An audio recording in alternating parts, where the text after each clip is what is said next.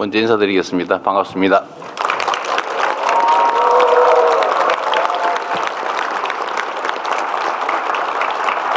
그리고 여기 우리 경남지사께서도 오셨는데, 거기 왜 맨 뒷줄에 가 계세요, 근데?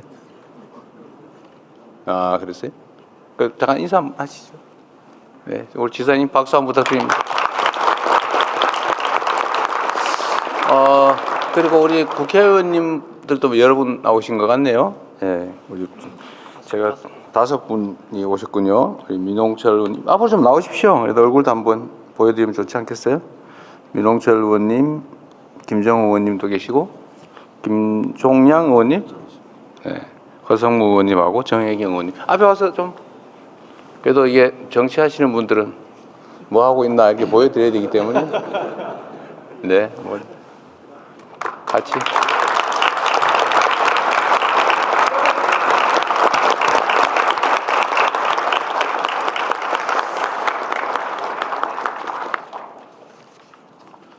네, 경남이 멀긴 머네요.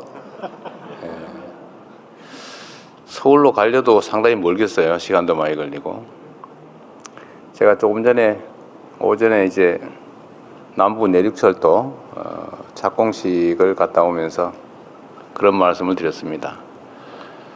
이 대한민국의 국토 균형 발전은 이제 생존 전략이다. 그러니까 지금까지는 이제 그런 게 있었죠. 지방이 좀 형편이 어려우니까 좀 지원도 해주고 좀 도와주고 더 배려해야 된다. 이렇게 생각을 했는데, 이제 그렇게 생각하면 안 되는 시대가 됐습니다. 대한민국이 보시면 알지만 요새 그 서울 수도권은 지금 집값 때문에 시끄럽죠. 제가 요새 그 때문에 좀 힘들어요. 저항 강도가 만만치 않습니다. 그래도 이게 뭐 아파트 한 평에 3억씩 한다는 게 이게 말이 됩니까, 그게? 평당 3억, 평당 3억. 여기는 아파트 한 채에 3억. 그 정도. 누가 그런 얘기 하더라고요. 홍준표 의원께서 그러셨나? 서울 아파트 한 채 값이면은 어느 지역에는 아파트 한 동을 산다고? 실적이 맞아요.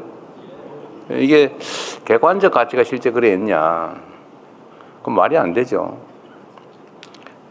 똑같은 돈을 예를 들면 뭐 아파트 한 채 뭐 100억, 뭐 80억, 그게 도대체 나는 이해가 안 되는데, 물론 개인들이 특별한 이유 때문에 나는 뭐 200억이라도 좋아, 뭐 그런 사람들 그 돈 내고 사는 건 뭐라고 그러지는 않습니다. 그럴 수 있죠. 그러나 평균적으로 그런 가격을 향해서 다 올라가면 과거의 일본처럼 잃어버린 20년, 그런 일들을 우리가 겪지 않을 수가 없습니다. 언젠가는 막바지가 있지 않겠어요? 영원히 하늘 끝까지 올라갈 수는 없죠. 언젠가는 정상을 벗어난 것은 반드시 또 제자리를 돌아오는 게 세상이 이치죠. 근데 그때 엄청난 고통이 있습니다. 그래 되면 안 되고, 또 그 과정에서도 많은 문제들이 발생하죠. 왜 이렇게 됐냐? 근본적으로 수도권 집중 때문입니다. 지금도 계속 수도권은 인구가 늘어나잖아요. 계속 서울로 가요. 이 지역에서도 젊은이들이 서울로, 경기도로, 인천으로 가는 문제 때문에 동네에 문제가 되고 있죠.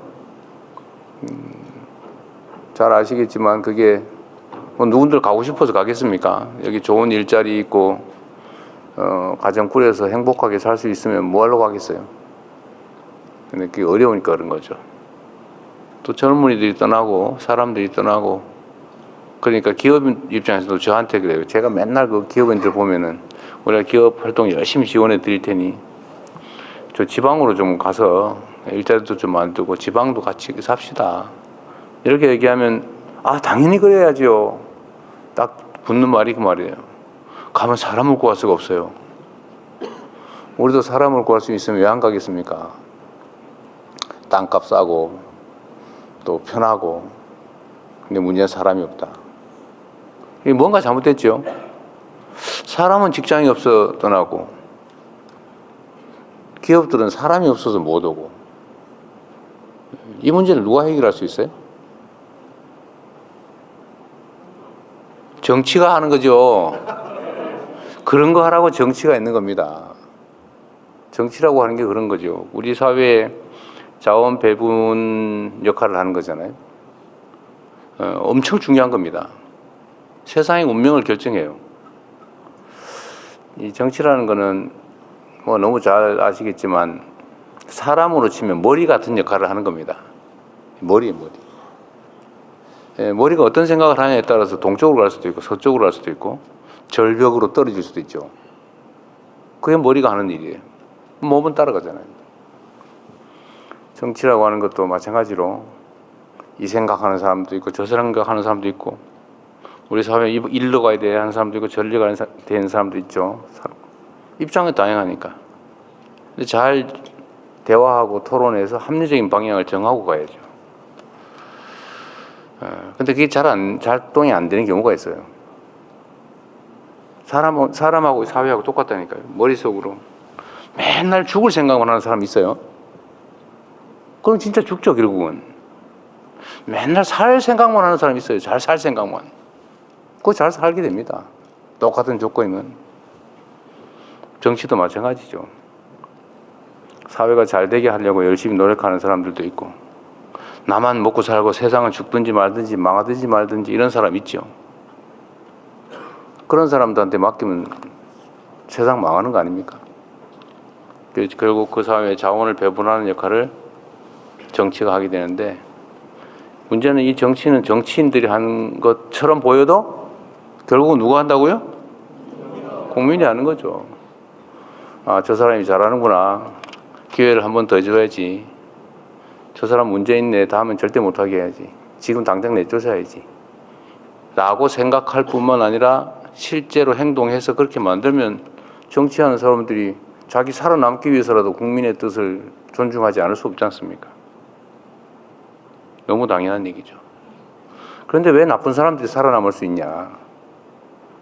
왜 이 사회를, 이 많은 국민들을 더 어렵게 만드는 사람들이 국민을 대표하는 자리에서 국민에게 해가 되는 일, 사회에 해가 되는 일들을 할 수 있냐? 실제로 하고 있는 경우가 있죠, 꽤. 요만큼 있다고 봐야 되겠죠? 실제 있습니다. 나는 노란색 좋아해.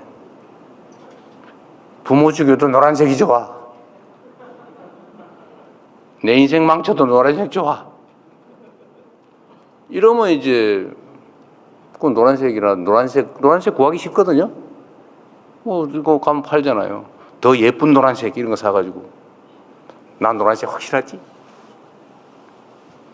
이렇게 살아남을 수 있으면 결국은 세상을 해치는 국민의 삶을 해치는 내 인생을 내 자식들의 삶을 망치는 사람들이 나를 대표해서 내가 내는 세금으로 내가 맡긴 권력으로 자기 이속을 챙기게 되는 거 아니겠습니까? 근본적으로 정말로 중요한 문제죠.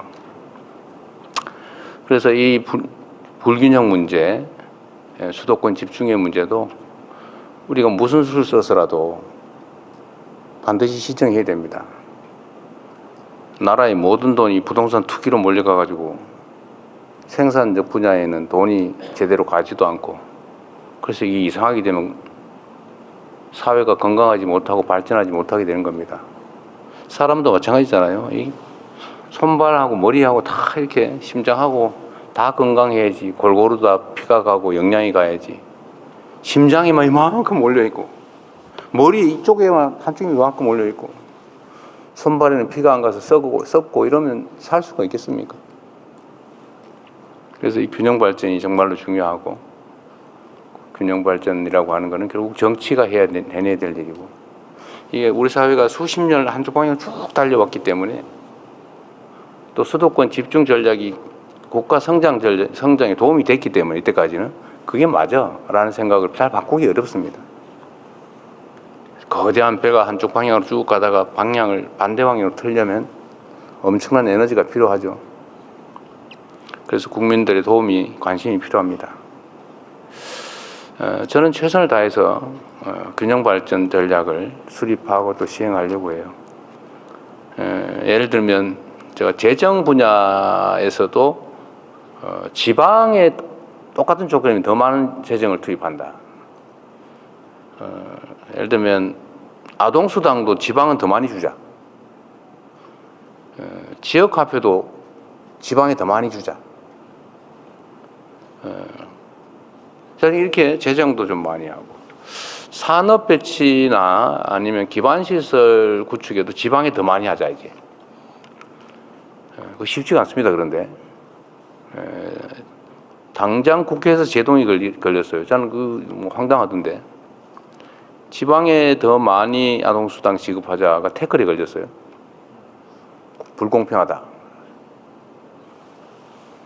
이렇게 판이 기울어져 있으면 공평하게 하는 게 어떻게 하는 거예요? 불공평하고 불평등한 데는 상응하는 대책을 세워줘야지. 거기다 형식적으로 똑같이 하면 그 불평등을 그대로 조장하게 되죠. 쉽지가 않다는 겁니다. 그리고 정치 권력도 서울 수도권에 몰려 있죠. 하다못해 국회의원 숫자도 그쪽이 훨씬 많습니다. 지금 오늘 제가 착공식을 한 남부 내륙 철도, 그게 60년 동안 한다고 말만 하고 안 하고 있던 거라 그래요. 그래서 제가 우리 김경수 위원장한테 그거 얼마 듭니까? 그랬더니 7조 원 든다고. 보니까 7조 1천억 든다고 그러더라고요. 그 7조 원이 돈이 없어가지고 60년 동안 한다고 말해놓고 안 하고 있었대. 60년 동안. 진짜 돈이 없었을까? 수도권에서는, 저도 그 수도권에 살고 남부의 시장도 도지사도 하고 그랬지만, GTX라고 아시죠? 많이 들어봤죠? 심도 그 철도, 고속철도. 그거 한 개 노선 까는데 보통 7조 원, 10조 원 듭니다. 근데 그걸 거기는 이렇게 깔고 저렇게 깔고 막 깔고 있잖아요. 물론 인구가 많으니까 그렇게 한다고 말은 하죠. 인구 많으니까 그렇게 기반시설 막 수십 종씩 계속 하고. 그러니까 사람이 더 편하게 더 몰리고. 그러니까 또 더 하고. 그러니까 집이 평당 3억 막 앞으로 5억 할지도 몰라 이러면서 돈 빌려서 아파트 사고. 그게 우리의 현재 실상입니다. 근데 지금처럼 하면 이제는 앞으로는 살아남기가 어렵습니다.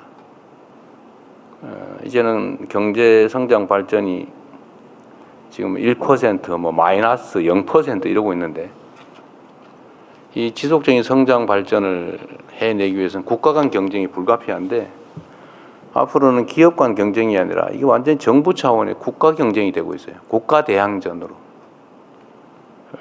그러려면은 그 국가 대항전에서 이겨내려면 많은 것들을 바꿔야 됩니다.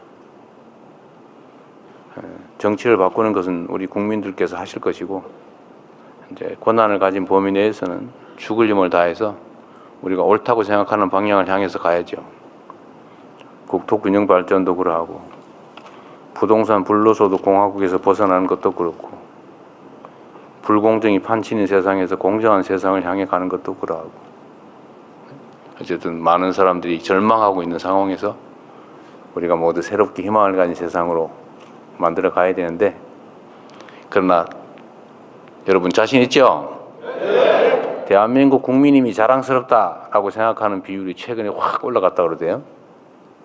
어제 MBS인가 어디 조사 결과에 의하면 우리 국민들께서 대한민국 국민임이 자랑스럽다라고 생각하는 비율이 80%가 됐다고. 옛날에는 뭐 70% 이런 정도였는데 80%로 올랐대요. 이제 자신감도 조금씩 생기나 봐요. 우리 경남도 힘을 내서 우리 오늘 이런저런 우리가 정부가 하고 있는 얘기들도 듣게 되겠지만, 어쨌든 산업화의 핵심 축이었는데 새롭게 산업 인공지능 전환 MAX 그러니까 중심으로 우리 새롭게 출발하면 좋겠습니다. 그리고 또 한 가지 중요한 게 있는데요. 이게 이제 국가 간 총력 경쟁이 되다 보니까 그 국가적 역량이라고 하는 게 여러 가지 측면에서 이렇게 부딪히게 됩니다. 그 중에 저는 예를 들면 뭐 기술력, 교육 역량 아니면 인적인 뭐 기술 능력, 뭐 교육 수준 뭐 이런 등등도 매우 중요한데, 예를 들면 자본의 총량이라든지 다 중요한데 저는 더 중요한 게 있다고 생각해요. 이제는 그 사회의 민주적 역량이라고 하는 게 저는 국가 간 경쟁의 핵심이 됐다고 생각합니다. 대한민국이 왜 이렇게 역동적이고, 대한민국이 뭘 하더라도 그냥 엄청나게 속도도 빠르고, 그런 게 대체 어디에서 온 걸까? 그 저력은 어디에 있을까? 저도 많은 생각을 해보는데, 대한민국 국민들의 민주적 자질, 역량 때문인 것 같아요. 우리는 불공정한 거 잘 못 견뎌내거든요. 그리고 뭐든지 열심히 하잖아요. 제가 연구개발이나 기술개발 보면, 야, 우리나라 기술자들, 우리나라 기업들, 우리나라 연구자들, 과학자들 뭐 이렇게 빨리 잘해내지? 이런 생각이 들 때가 많습니다. 제가 속으로 대단한 국민인데, 저도 자랑스러울 정도로. 근데 그 핵심은 역시 내가 주인이다, 내가 이 사회의 주체다 라고 생각하는 그 민주적 역량, 그게 대한민국의 큰 힘인 것 같습니다. 이 경남은 대한민국 민주주의의 또 본거지이기도 하죠. 4.19 혁명의 출발지이기도 하고, 또 부모항쟁을 통해서 유신체제, 유신 독재체제를 끝낸 곳이기도 하고, 저는 그 저력이 여전히 이 지역에 남아있다고 생각합니다. 근데 그 힘을 모아서 희망이 있는 새로운 지역으로 함께 나가면 좋겠습니다. 화이팅!